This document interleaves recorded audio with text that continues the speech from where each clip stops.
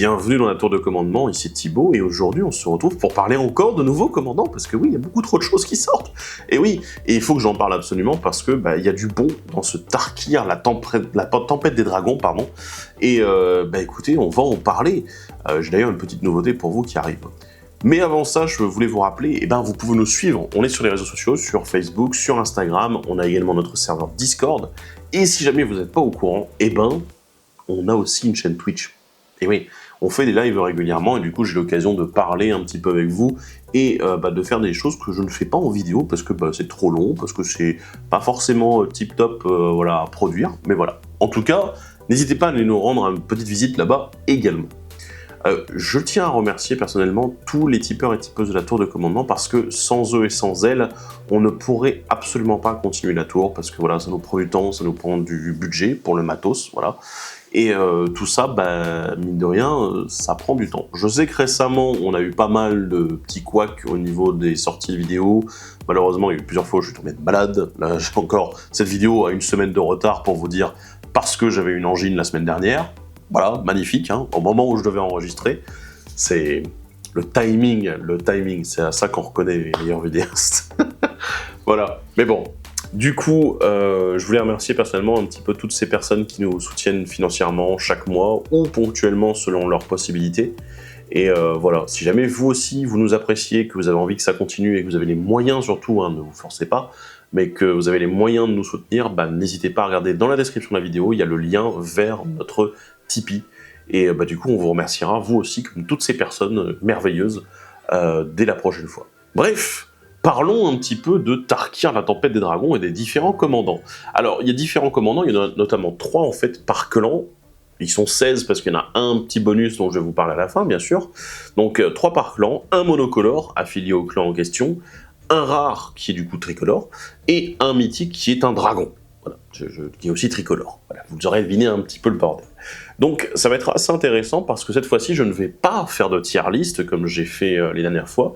Je vais en fait simplement parler des commandants par clan, voilà, tout simplement, et les noter sur 10. Alors, je ne vais pas vous détailler, mais en gros, ça dépend de beaucoup de choses, comment j'ai mis cette notation, c'est-à-dire l'originalité du commandant, sa puissance, également son intérêt en dehors de son propre deck, et aussi simplement la diversité en fait qu'on peut avoir au niveau du deck, des possibilités, etc. Qu'est-ce qu'on peut faire avec ce commandant? Quelles sont les possibilités avec celui-ci?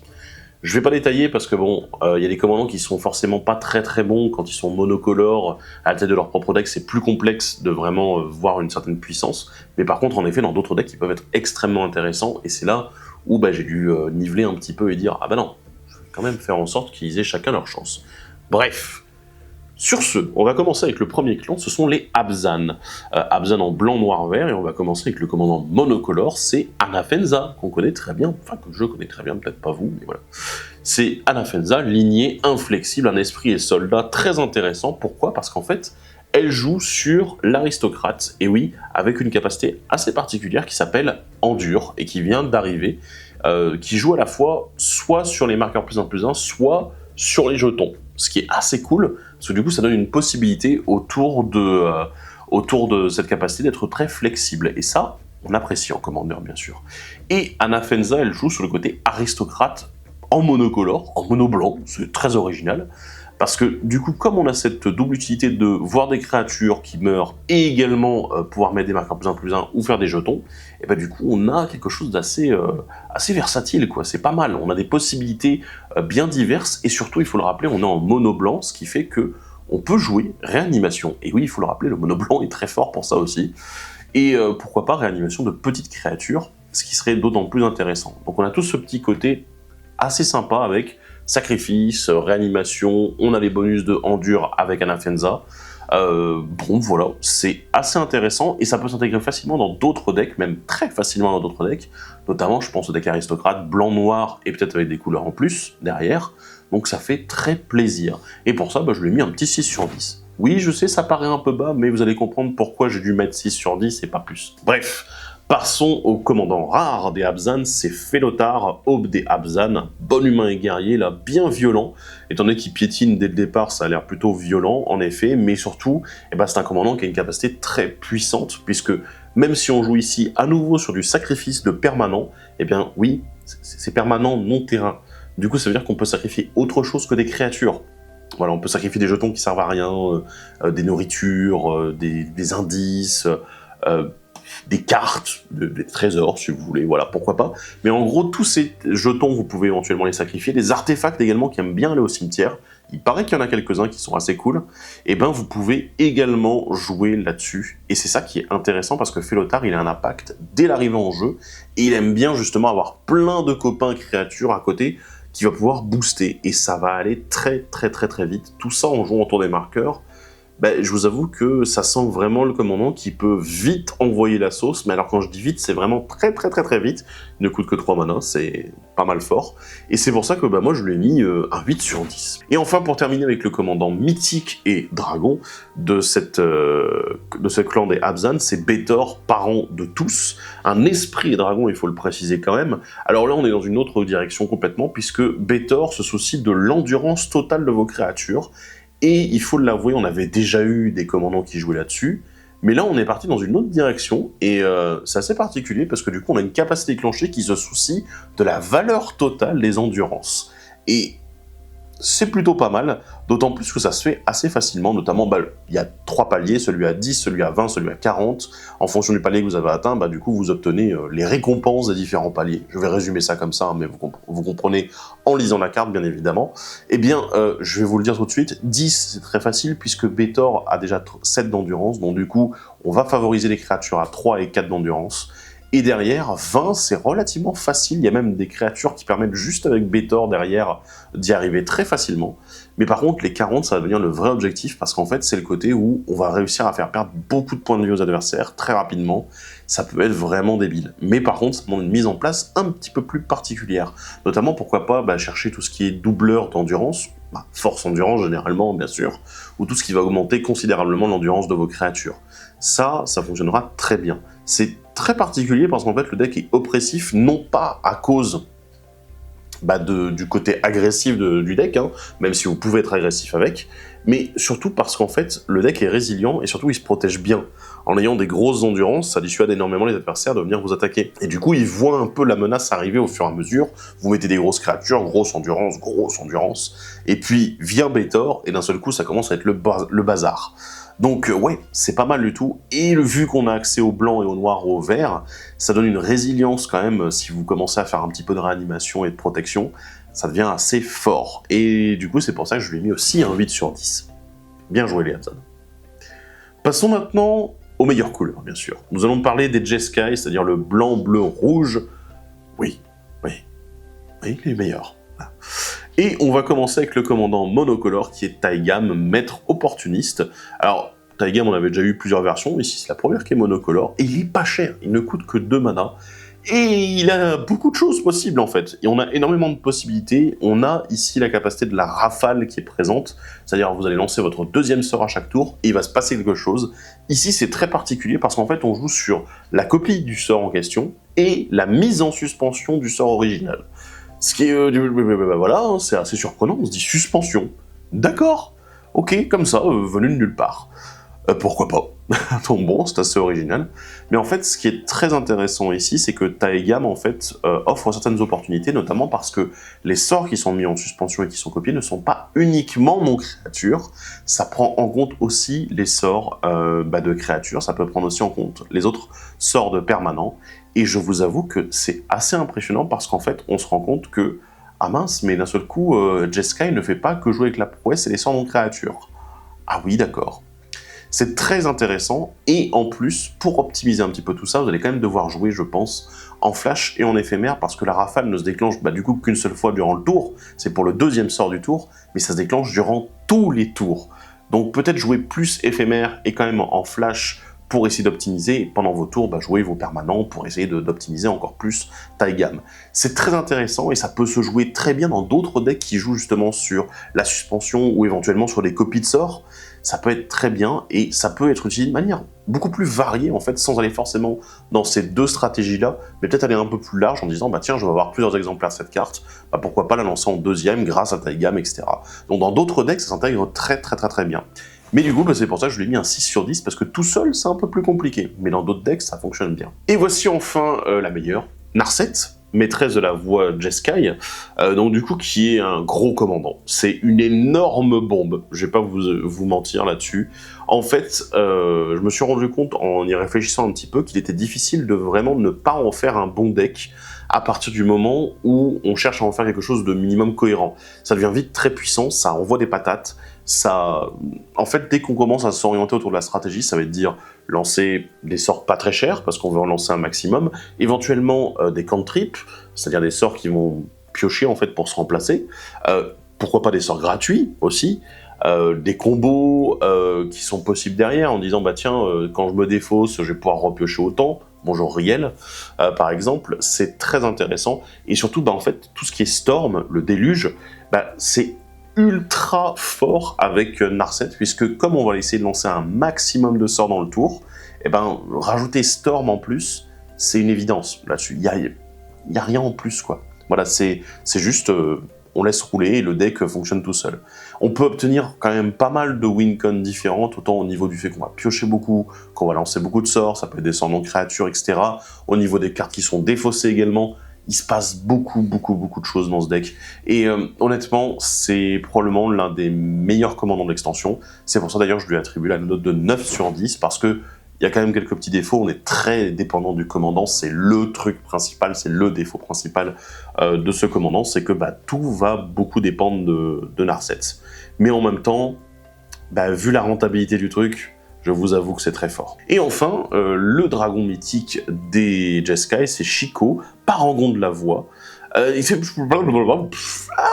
Voilà, c'est un petit peu plus particulier ici. Là, on est passé de... Voilà, je préfère Narset.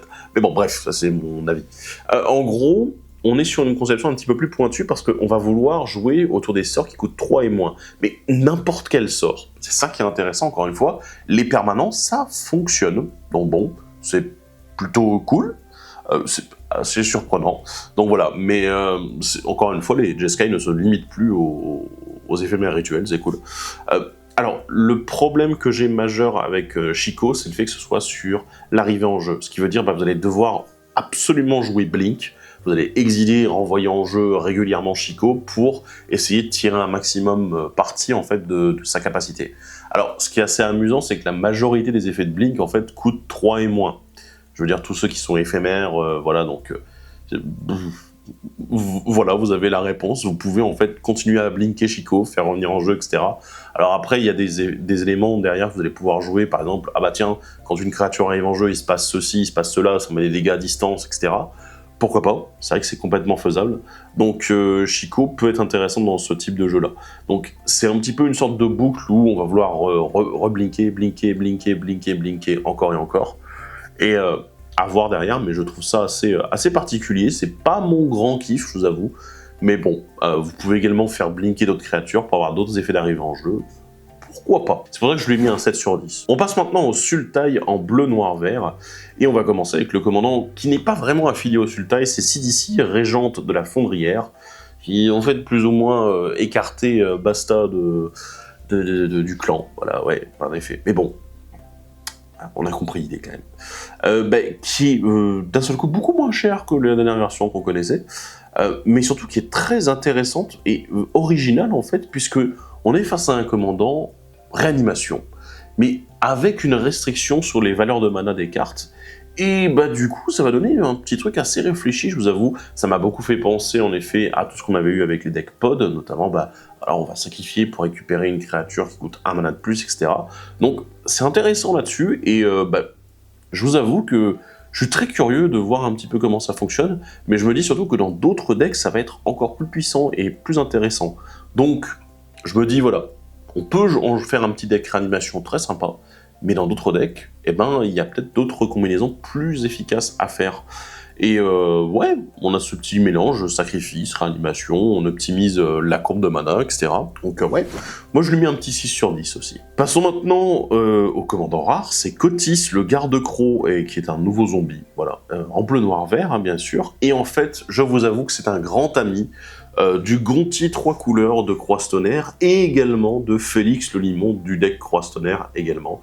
Voilà, c'est dingue, hein, voilà. Il y avait un deck vol de cartes, et du coup, Kotis, il est dans les mêmes couleurs, et il aime bien voler des cartes. Voilà, c'est aussi simple que ça, et comme quoi, hein, c'est pas compliqué. Et Kotis, c'est un commandant qu'on va avoir envie de jouer Voltron très rapidement, et pourquoi pas avec Tetsuko Omezawa derrière. Voilà, Tetsuko Omezawa qui permet aux créatures avec 1 de force ou d'endurance de ne pas être blockables, pas ne pas être bloquées. Voilà, donc vous pouvez aussi lui donner un bloquable d'une autre manière, hein, voilà, c'est très intéressant, et je pense qu'en fait, ça reste un commandant qui est... voilà, il n'y a pas 36 façons de le jouer, mais on a quand même une optimisation par rapport à ce que nous proposait auparavant Gonti, etc. Donc peut-être que Kotis va plutôt passer à la tête du deck et que Gonti va devenir un support, ou l'inverse, voilà, enfin bon. Mais autant dire, moi je lui mets 7 sur 10, c'est très efficace, c'est très bien, il n'y a pas de souci. Et on va parler du commandant dragon, bien évidemment, des Sultai, c'est Teval, l'arbitre de la vertu. Et ma foi, je m'attendais pas à revoir la fouille sortir comme ça d'un coup. Et c'est assez impressionnant, parce qu'en fait, on sent le gros commandant qui tâche avec Teval, puisqu'on a une stratégie qui est bien ficelée. Remplir le cimetière, pour avoir plein de cartes à exiler pour la fouille, donc une belle automeule, ça peut être intéressant, etc. Hein. Et ensuite, on va peut-être lancer des sorts à X très puissants, du style Exsanguination, ou Tourment de Grêle de Feu, pour essayer de tuer très très très rapidement les adversaires. Alors oui, on va perdre beaucoup de points de vie dans le processus, mais vous savez ce qu'on dit, les points de vie, ce qui compte, c'est de garder le dernier. Voilà.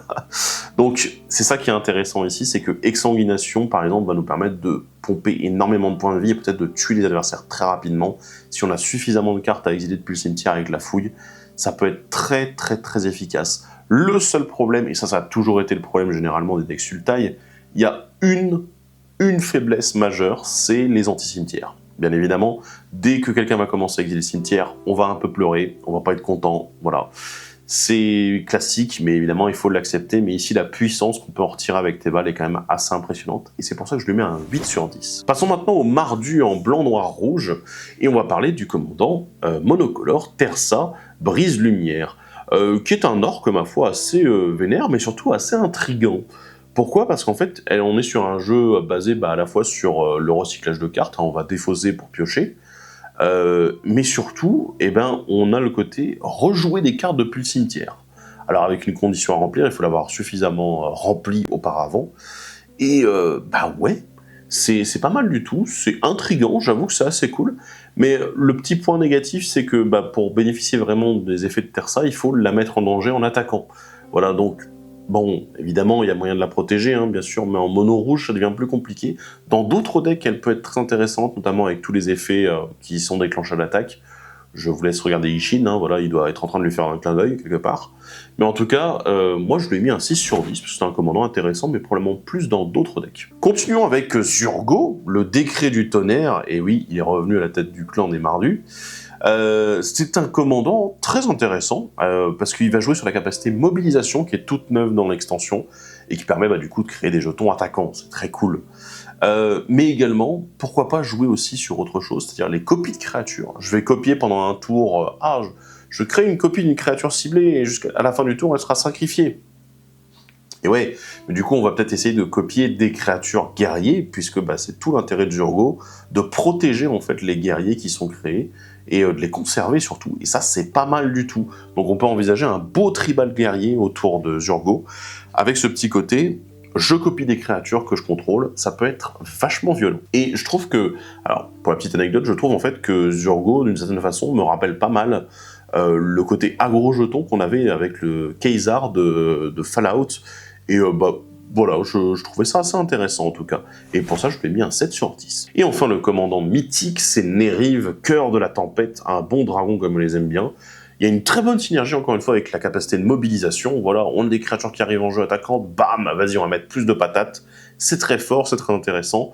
Mais on peut également jouer avec tout ce qu'il y a, la célérité, la myriade, le encore, pourquoi pas. Donc voilà, tout ce petit côté-là qui peut être, je vais aussi créer des copies qui ont la célérité, qui sont sacrifiées à la fin du tour, let's go, on peut partir dans la même direction, mais c'est super intéressant parce qu'on a vraiment un petit peu tous les sens de, déjà du blanc-rouge un petit peu, mais aussi simplement du côté agressif qu'on avait déjà dans le noir-rouge de l'époque.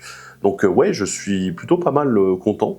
On retrouve vraiment l'essence même des Mardus, et c'est bien agressif. C'est plutôt bas du front, parce que bon, on est là pour mettre des dégâts, etc. Mais en fait, il y a aussi une petite subtilité que vous n'avez peut-être pas capté, c'est que ça ne compte pas uniquement les blessures de combat. Et Neriv est très intéressant si on commence à jouer justement sur les blessures non-combat en plus, et on se dit, attends, comment est-ce qu'une créature pourrait infliger des blessures ce tour-ci, juste au moment où elle arrive? Eh bien, il y en a plusieurs, je vous laisserai jeter un coup d'œil, mais en tout cas, ça donne une certaine idée de « Ah, tiens, ça peut être un petit peu plus puissant que ce que je pensais, pas juste aggro, mais peut-être aussi jouer un petit peu différemment. » Donc, il y a des subtilités à saisir en plus. Je lui ai mis un bon 7 sur 10, en tout cas, c'est un commandant qui est intéressant et qui est pas mal. Passons maintenant au Témur avec Surak, le chasseur insaisissable. Encore une fois, un nouveau Surak qui retrouve sa fameuse capacité de ne pas pouvoir être contré. Merci. Oui, bon, voilà, je suis pas très content. Mais on est sur un commandant qui a de bonnes stats pour une valeur de mana relativement réduite, hein, c'est pas très cher. Mais par contre, on a une absence totale de stratégie. Je vais pas vous mentir, mais en fait, Surak, il a un rôle de protection, je devrais même pas dire protection, j'aurais plutôt dire de compensation, puisqu'il nous fait piocher les cartes si jamais on est ciblé par les sorts ou capacités adverses. Et du coup, je vais pas vous mentir, hein, faire un deck avec lui, c'est pas une bonne idée, vraiment pas. Dans d'autres decks, il peut être intéressant en tant que carte justement de compensation ou protection.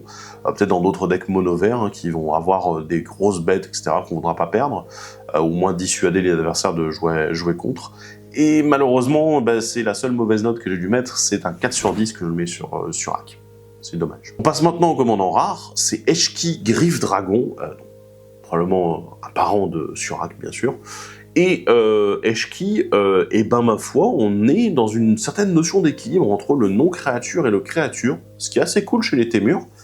Donc ça représente plutôt bien, l'idée du clan. Et je trouve également que ça paye plutôt bien avec Eshki, puisque bon, de la pioche, des marqueurs, alors qu'elle a déjà d'excellentes statistiques, je vous avoue que ça fait ça va faire un peu mal aux adversaires, quoi. On est sur de très bonnes stats de base hein, au niveau du commandant, on a un très bon retour sur investissement avec un côté aggro très puissant. Il y a juste un point négatif pour moi, c'est qu'en fait les marqueurs sont forcément sur Eshki, ce qui fait que tout va être très centré autour d'elle et elle a une parade 1. Mais 1, c'est pas grand chose quand on a un commandant qui peut être beaucoup au centre du deck et qui du coup va probablement se faire cibler. C'est ça le petit point négatif qui fait que c'est un 7 sur 10. Voilà. Et enfin, on termine les cartes des clans avec Ureni, le champ sans fin, le dragon mythique des Témurs. Et je vous laisse jeter un coup d'œil pendant 2 secondes. Et je vais juste dire un mot. Rampe. Et rampe terrain. Vous allez chercher les terrains tout le temps avec ce commandant. Vous allez vouloir un maximum de terrain dès que possible. Pourquoi ? Parce que vous voulez mettre un maximum de dégâts en fait au moment où elle arrive. Donc oui, vous pouvez mettre du blink en plus pour en tirer avantage, mais je vous conseillerais d'autres choses à côté. Célérité, pourquoi pas double initiative, let's go.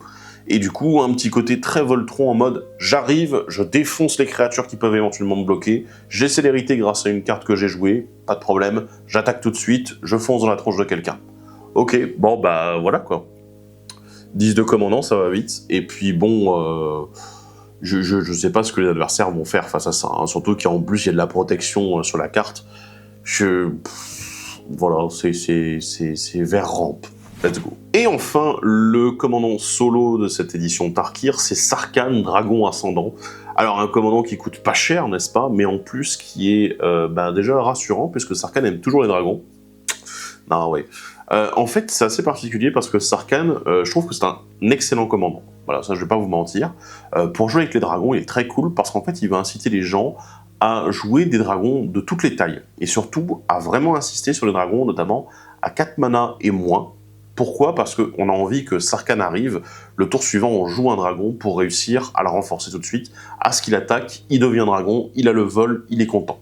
Et du coup on va pouvoir attaquer avec. Ça va être très monomaniaque, ça va être très Sarkhan attaque à chaque tour en étant un dragon et en faisant flap-flap. Et voilà, et on va être content de ça.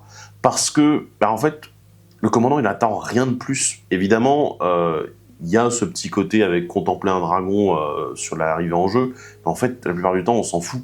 Ce qui va être intéressant, c'est de pouvoir jouer des dragons à chaque tour, de faire en sorte que Sarkhan gagne le vol, de le booster en même temps, et de dire j'attaque, j'ai une horde de dragons qui grandit au fur et à mesure, et on y va. Pourquoi pas jouer également avec les jetons de dragons, parce qu'il y a quelques cartes qui font des jetons de dragons très régulièrement dans certaines situations, et ça peut booster Sarkhan extrêmement vite, donc ouais, c'est efficace, en fait, mais il faut faire attention à ne pas se focaliser uniquement sur les gros dragons. Et pour ça, je lui mets un 7 sur 10, voilà. Il n'est pas au niveau des gros commandants qu'on a vu de l'extension, mais il a un bon niveau, ça c'est sûr. En tout cas, j'espère que ce retour sur les commandants de Tarkir, la Tempête des Dragons, vous a plu. Moi, je suis très content en fait de l'extension. Je me rends compte qu'il y a beaucoup de commandants intéressants et que le fait également qu'il y en ait moins fait que j'ai moins cette impression de ah oui, mais il fallait remplir absolument et tout la liste. Voilà, il fallait absolument des commandants supplémentaires. Non, là, on est vraiment dans une situation où j'ai l'impression que de prendre plaisir à regarder les commandants et me dire ah bah tiens, pourquoi pas monter un deck autour de lui ou d'elle, pourquoi pas. Voilà, ce dragon, cet humain, pourquoi pas. Bref, en tout cas, c'est très intéressant, et j'espère que vous aussi, ça vous a un petit peu enthousiasmé, cette édition Tarkir, la Tempête des Dragons. Et en tout cas, on parlera un petit peu plus, je pense que je ferai une petite vidéo pour parler un peu des autres cartes de l'extension qui valent un peu le détour. Si ça vous tente, dites-moi en commentaire si ça vous tente, sinon je ne la ferai pas, je ferai autre chose. Voilà, j'ai d'autres trucs en réserve qui attendent d'être faits, donc voilà. Donnez-moi votre avis, et puis je m'en occuperai ou non. Voilà. Bref. Sur ce, on se dit à la prochaine, et salut à tous. Bye bye.